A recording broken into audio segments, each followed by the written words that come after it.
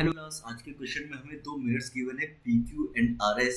ये एक दूसरे के पैरेलल हैं। आगे क्वेश्चन कह रहा है कि ए बी रे इंसिडेंट हो रही है मिरर पी क्यू पे और रिफ्लेक्ट हो जा रही है बी सी रे, और ये बी सी रे जो रिफ्लेक्टेड रे है मिरर पी क्यू की, ये अगेन इंसिडेंट हो रही है मिरर आर एस पे और वहां से रिफ्लेक्ट हो रही है सी डी रे। हमें प्रूफ क्या करना है? तो क्वेश्चन में हमें प्रूफ करके दिखाना है कि ये जो ए बी रे है और ये जो सी डी रे है, दिस ए बी रे एंड दिस सी डी रे बोथ आर पैरेलल। देखिए किस तरीके से हमें प्रूव करके दिखाएंगे। देखिए हमने सेकंड लॉ ऑफ रिफ्लेक्शन में पढ़ा है कि angle I is equals to angle R होता है, angle of incidence is equals to angle of reflection. तो इसी रूल की हेल्प हम यहाँ पर लेंगे। सबसे पहले हम पॉइंट बी और पॉइंट सी से दो परपेंडिकुलर्स ड्रॉ कर लेते हैं। इन्हें कुछ नाम दे देते हैं, let say B E and C F. ये हमने दो परपेंडिकुलर्स ड्रॉ कर लिए, B E and C F. अब देखिए बी ई पैरेलल होगा सी एफ के, है ना। आपने दो पैरेलल्स पे दो परपेंडिकुलर्स ड्रॉ किए हैं, तो वो दोनों परपेंडिकुलर्स भी आपस में कैसे होंगे? पैरेलल होंगे। तो यहाँ से हमें पता चल गया कि बी ई और सी एफ कैसे होंगे?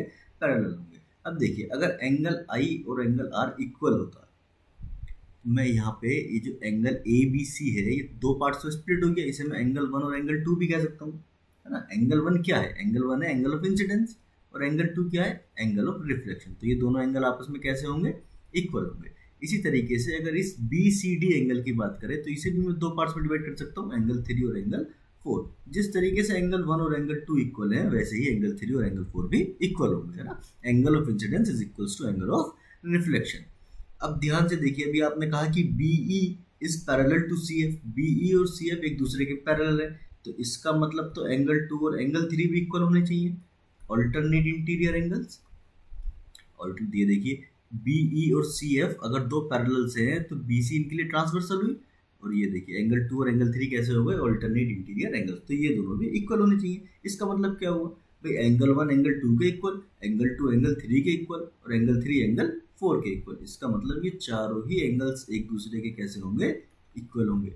अब मैं इसे इस तरीके से भी लिख सकता हूँ कि angle one plus angle two is equals to angle three plus angle four. देखिए angle one plus angle two क्या बनाएगा? Angle one plus angle two बनाएगा एंगल ए बी सी, और angle three plus angle four बनाएगा angle B C. तो आपने इन दोनों angles का सम और इन दोनों एंगल्स का सम, आपने ये भी कैसा दिखा दिया? इक्वल दिखा दिया।